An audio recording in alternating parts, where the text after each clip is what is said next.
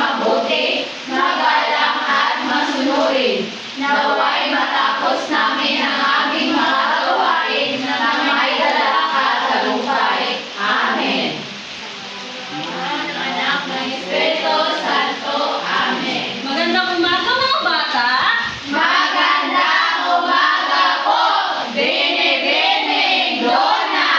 Bago kayo umupo, pakihanay ng maayos ang inyong upuan at pinutin ang anumang piraso ng papel na nasa ilalim nito. Tapos na po, teacher. Tapos na? Opo, teacher. Maaari na kayong umupo. Thank you, teacher. Kamusta kayo mga bata? Okay lang, teacher. Kumain ba kayo ng agahan? Opo, teacher.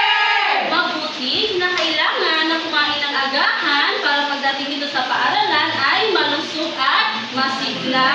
Ngayon, tignan ninyo ang inyong katabi. Sino ang lumiban? Marami po, teacher. Ay, ilan na ba silang sulat sa inyo? Wala po, teacher. Kapag nakita din sila mga bata, pakisabihan na sa susunod, kapag liliban sila sa aking klase, ay magpapadala sila ng sulat sa akin. At kayo rin mga bata, kapag liliban kayo sa aking klase, ay magpadala kayo ng sulat sa akin para alam ko ang dahilan kung bakit kayo liliban sa aking klase. Naintindihan ko ba? Opo, teacher.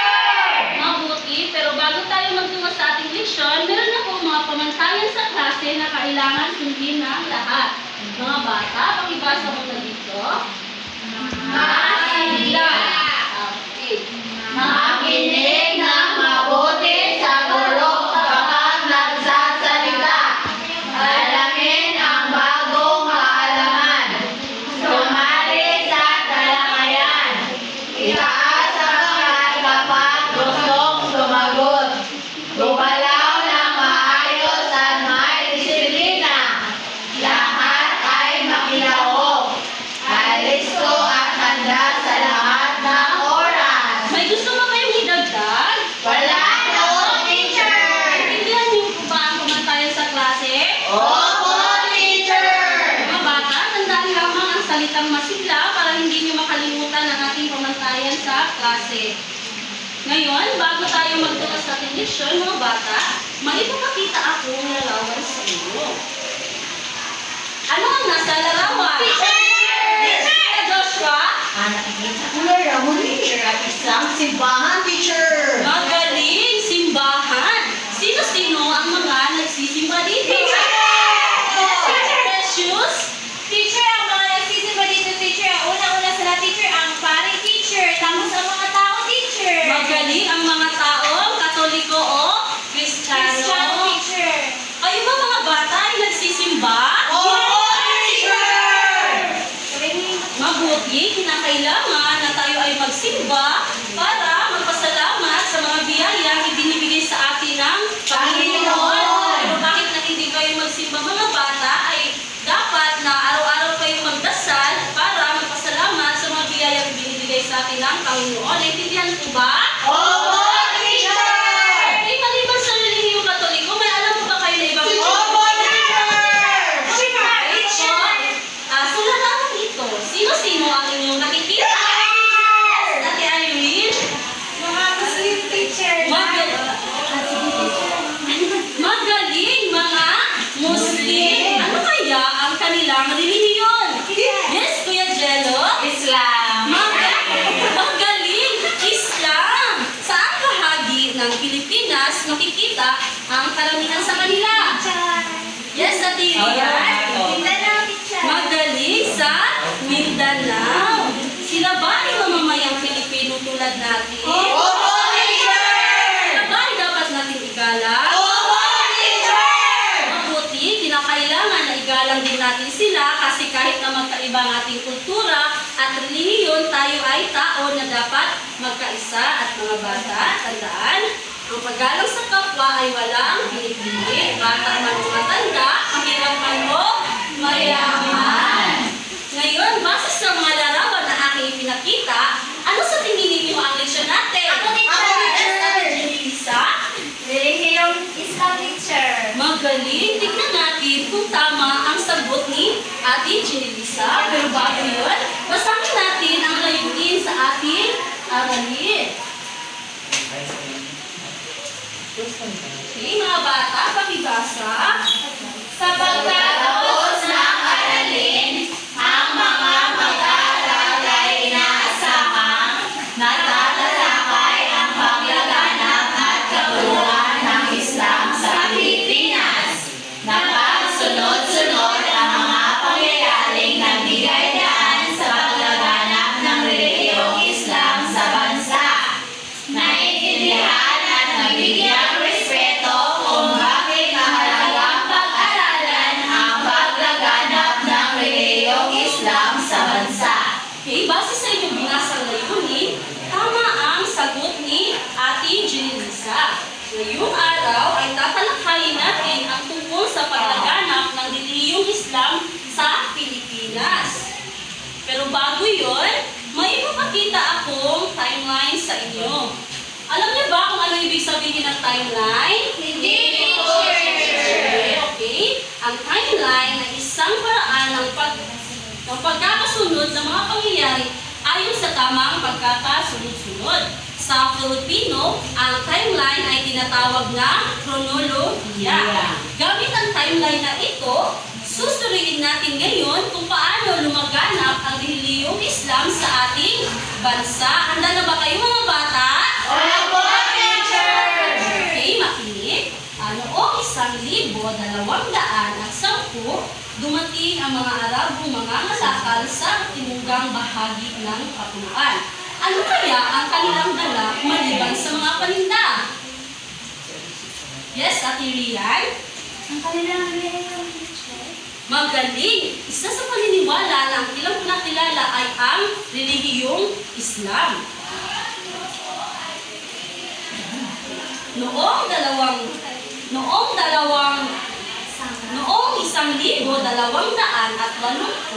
dumating sa Sulu si Juan Masyarica. Siya ang itinuturing na kauna-unahang nagpakilala ng Islam sa Pilipinas.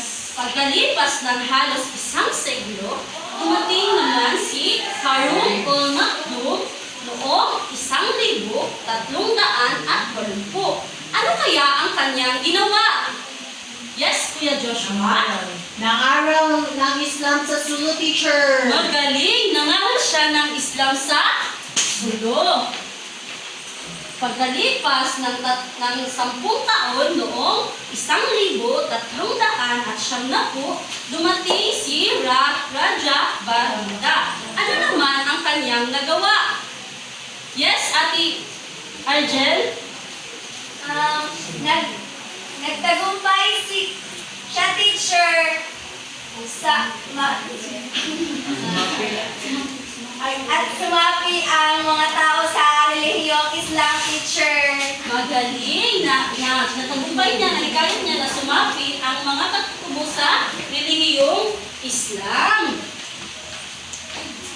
Samantala, lumating naman si Abu Bakar o Sharif o Hashim noong 1,450.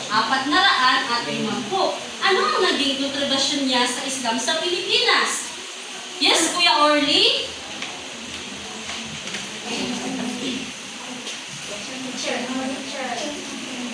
Siya ang nagpalaganap ng Islam sa Sulu.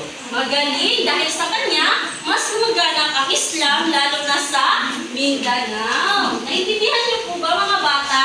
Opo, teacher! May tanong po ba kayo base sa ating leksyon ngayon patungkol sa timeline? Wala na po, teacher! Okay, may tanong ako. Basahin. Kung nagsimula ang Islam sa Pilipinas noong panahon ni Abu Bakar, 1450, ilang taon na ito lumaganap hanggang sa kasalukuyang taon? Ilang taon? Basta, teacher. Sige. Ako, teacher. Yes, Kuya Joshua. 575, teacher. Sa Tagalog, 575, teacher. magating na natin kung tama ang sagot ni Kuya Joshua. Tama ang sagot ni Kuya Joshua. 575 na itong lumaganap hanggang sa kasuluyang taon. Ibig sabihin ay matagal na talagang bahagi ng ating kultura ang Islam. Mga bata, si Abu Bakar ang nagpalaganap ng Islam sa Sulu. Pinagkalooban siya ng pangalang Sharif o Hashim nang maging kauna-unahang sultan nang itinatag niya ang pamalaang batay sa sultanato ng Arabia. So mula sa Mindanao ay mabilis na lumaganap ang Islam sa Luzon at Visayas. Karamihan sa mga naniniwala ng reliyong Islam ay matatagpuan sa Mindanao. Mga bata, tandaan, Allah ang pangalan ng Diyos ng mga Muslim. Imam ang tawag sa mga pinuno sa pagsamba. Quran, banal na aklat ng mga Muslim. Muslim, tawag sa mga taong naniniwala kay Allah. Moske, lugar ng pagsamba kung saan nagaganap ang mga ritual at panalangin ng mga Muslim. Naintindihan po ba? Opo, teacher! Meron ba kayong katanungan? Wala na po, teacher! Ano ang tawag sa Diyos ng mga Muslim? Teacher! Yes, Ate Michelle? Allah po, teacher! Magaling, Allah. Ano naman ang tawag sa banal na aklat ng mga Muslim? Teacher! Yes, Ate Precious? Quran, teacher! Magaling, Quran. Teacher!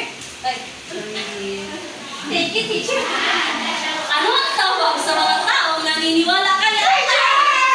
Yes, Ate Mitch? Sila ay Muslim, teacher! Magaling, sila ay Muslim. Ano naman ang tawag sa lugar kung saan nagaganap? Ano lang? Yes, Ate Tucci? Magaling, Muslim. Dahil naintindihan niyo ang ating mission ngayon, e gagawin tayo ang hatang gawain. Hatiin ko kayo sa 4 na pangkat.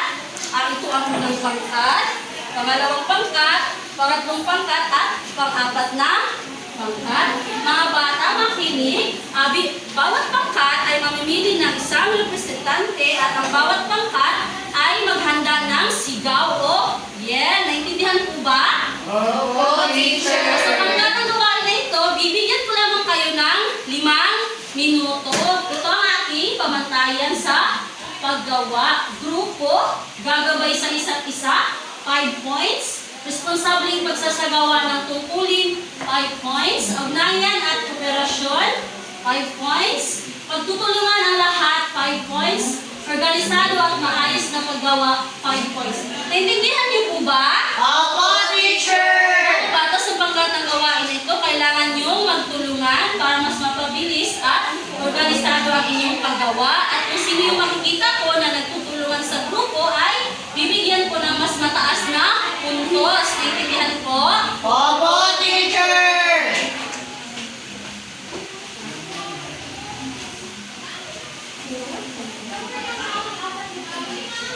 Okay, gumawa na kayo ng bilog.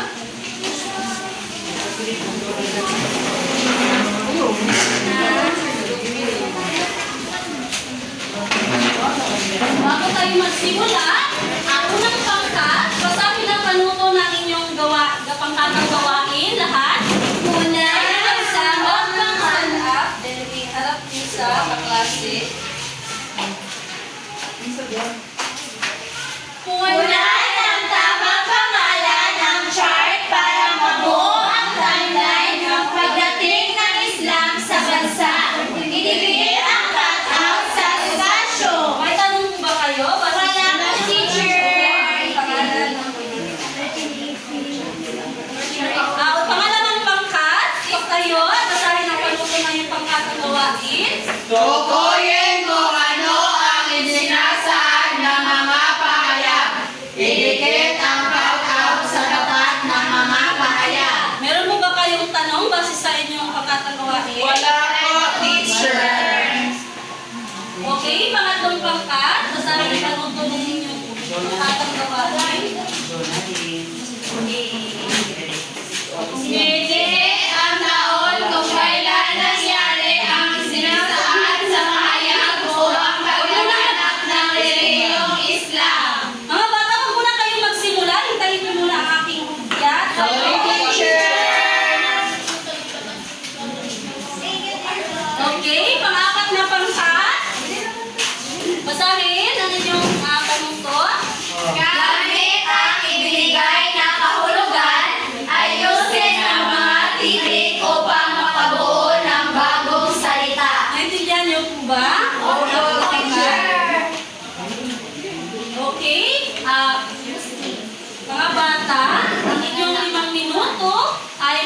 sisimula na.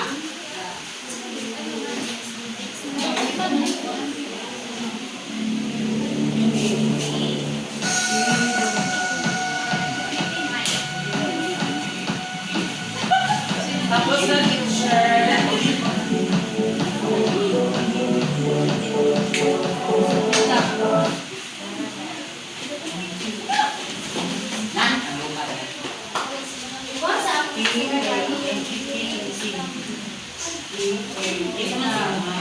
Teacher, we're done!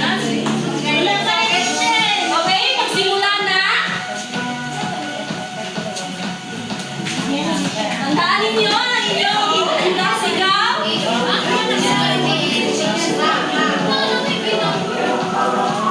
Sigaw lang, teacher! Teacher, ano ka naman, teacher?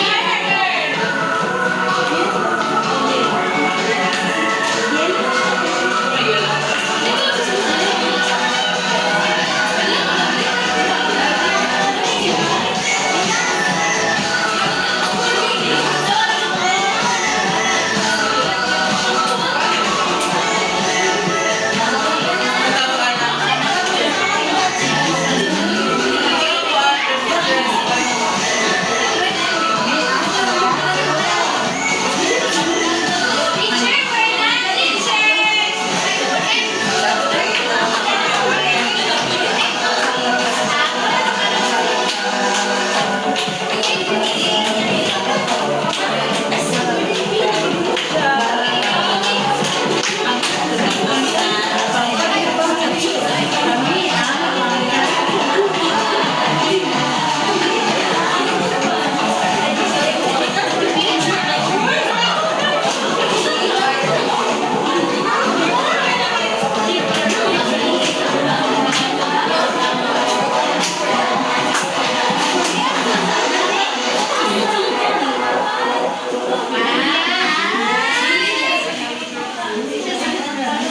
Okay, may 30 minuto. Tapos na po ba?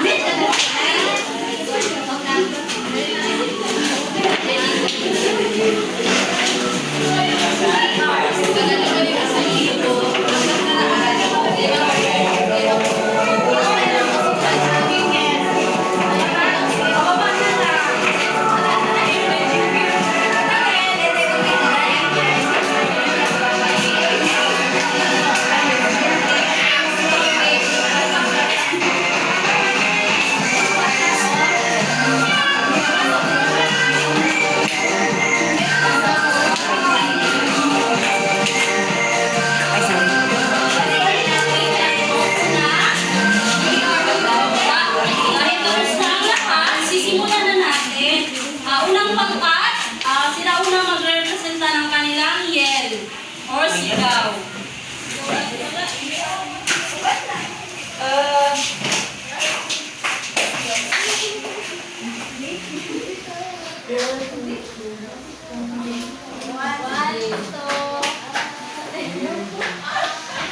One, two, three, go! Andito na, andito na, andito na ang group 1. Andito na, andito na, andito na ang group 1. Asa ang mga kalaban? To! Ara! Naglagan nilang mata! To! Ara! Naglagan nilang mata! Unsa lang atong mga kalaban? Ang mga takas! Nadurog-durogin sila! Wow, hindi natin ang dalawang palakpak ang unang pangkat. Ang gagaling, palaban ang unang pangkat. Unang pangkat, sino ang inyong napiling representante? Precious teacher. Magandang umaga sa lahat. Magandang umaga po, teacher. So, ang tanong po dito, ang nakasulat po dito ay dumating sa salo at tinuring na unang nagpakilala sa relihiyon ng Islam sa Pilipinas at siya po ay si Juan Mashkaita. Then, ang dumating sa sulo at nangaral ng Islam po, teacher, is si Sharif Karim Ol Magdom. Then, ano po, teacher, dumating sa sulo at natagupay niyang hinikayat ang ilang mga matutubo na lumipas sa relihiyong Islam po, teacher, is si Raha Baginda. Then, siya ang kinilalang nagpalaganap ng Islam sa sulo, teacher. Sa panahon niya, mabilis itong lumaganap. Siya naman po si Abu Bakar or si Sharif Ol Mashid. Okay, thank you so much. Maraming salamat, Precious. Bigyan natin ng 3 palakpak si Precious. Okay, pangalawang pangkat. Okay. Tingnan natin ang sigaw ng pangalawang pangkat.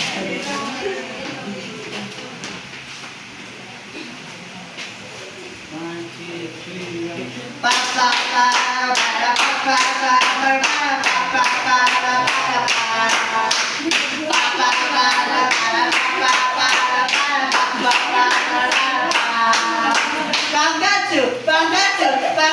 Pangkatu. Kami ang pangkat dalawa.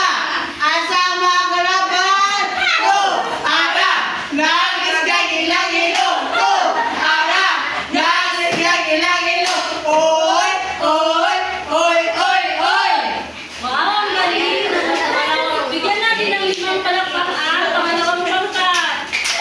Magaling, napansin pangalawang pangkat. Sige, Kuya Joshua, ipaliwanag na yung pagkatin. Ito po ang aming mga sagot sa mga katanungan. Pangalan ng Diyos ng mga Muslim, si Allah. Pangalawa, banal na aklat ng mga Muslim, Quran. Pangatlo, mga pinuno sa pagsamba ng mga Muslim, sila ay tinatawag na imam. Pang-apat, paniniwala sa kanilang Diyos ay Muslim. Islam brother. Mga tao na sumasamba kay Allah ay tinatawag na Muslim. Yun lamang po. Maraming salamat. Wow, bigyan natin ng 3 palakpak si Kuya Joshua. Okay, ang pangatlong pangkat. Pakinggan natin ang kanilang sigaw.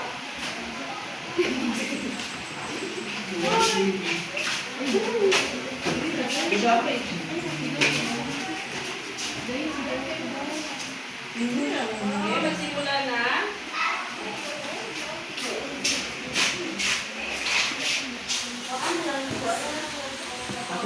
Check.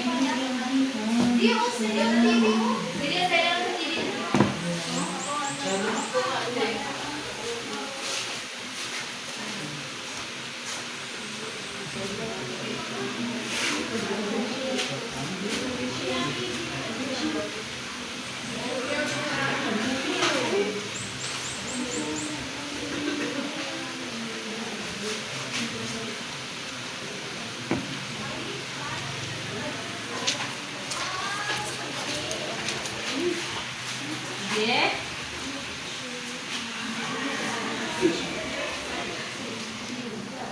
We are Brooklyn. We are Brooklyn. We are the Brooklyn. Wow, ang galing. Bigyan natin ang mga palakpakan. Ate Jenny, paliwanag. Magandang umaga sa lahat. Magandang umaga. Ang gawain na binigay ng guro sa amin ay ilipit ang taon kung kailan nangyari ang sinaad sa pahayag o ang pagkaganap ng relihiyong Islam. Ang unang nangyari na aming dapat lagyan ng taon ay ang pagdating sa sunod ni Tuan Masyaita. Nangyari ito noong 1,280.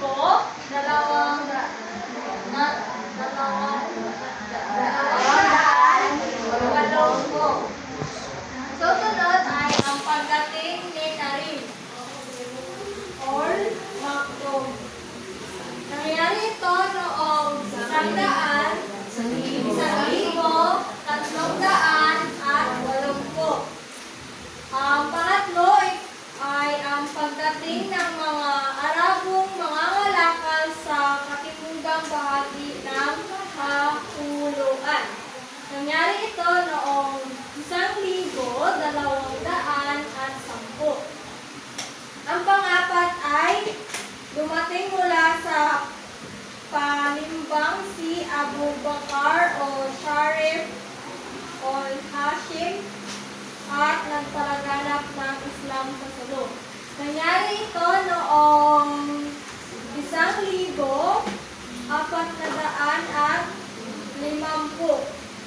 Ang huli ay matagumpay na naikayat ni Rahab paninda ang mga katutubo sa sulok.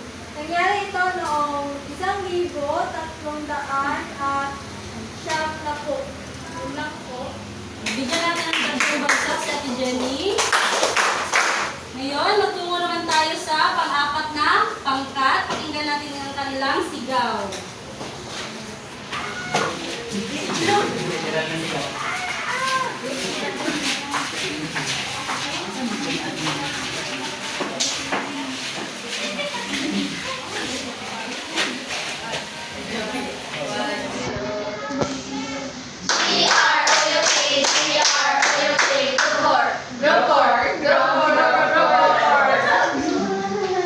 Wow, ang galing. Bigyan natin ng libro para ay dapat na pangkat. Sino ang inyong mapili ng Jello? Kuya Jello?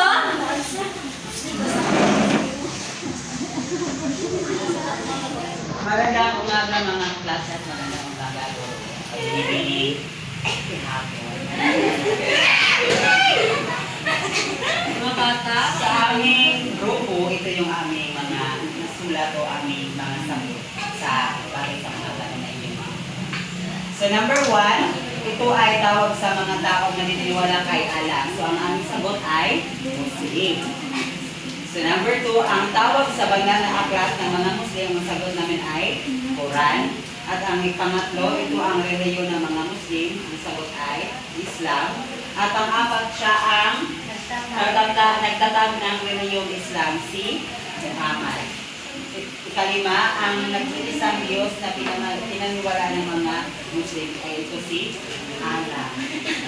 Ay, salamat, Kuya Jello. Bigyan natin ng tatlong bagsak si Kuya Jello. Ngayon, tingnan natin kung tama ang inyong mga sagot. Unahin natin ang unang pangkat. Dumating sa sulat ni Turing na una nagpakilala ng Islam sa Pilipinas. Tama si Juan Masyaika. Kailan nga dumating si Juan Masyaika? 1,280. Tama ang sagot na unang pangkat. Okay, pangalawa, dumating sa sulat ng aral ng Islam si Sharif Karim. Kailan siya dumating sa sulok? 1,380. Magaling, tama ang sagot ng group 1. Okay, dumating sa sulo at matagumpay niya na hikayat ang ilang mga katutubo na lumipat sa reliyong Islam si Rahab Bagila. Kailan siya dumating sa sulo? 1,370.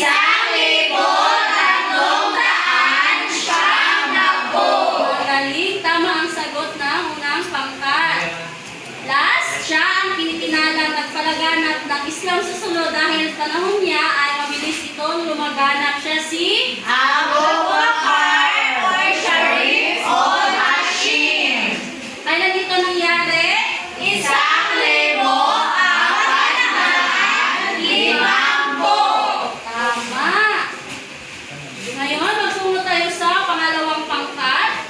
Ang kanilang gagawin ay kukwentuhan ng isansad ng mga pahayag at itinit nila ang cuts out sa tapat ng mga pahayag. Una, pangalan ng Diyos ng mga Muslim. Allah. Tama. Banal na aklat ng mga Muslim. Quran. Tama. Mga pinuno sa pagsamba ng mga Muslim. Imam. Imam. Paniniwala sa kanilang Diyos. Islam. Mga tao na sumasamba kay Allah. Muslim. Tama.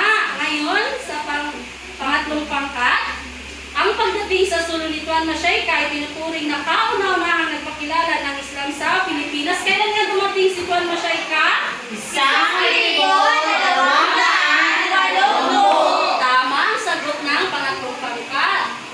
Ang pagdating ni Karumbol Magdo mula sa Malacca at nangaral ng Islam sa Sulu, kailan siya dumating? 1,380. Tama. Pagdating ng mga Arabo mga halakal sa katimugang bahagi ng kapuluan, kailan anong taon? Kailan dumating? 1,210. Tama. Dumating mula sa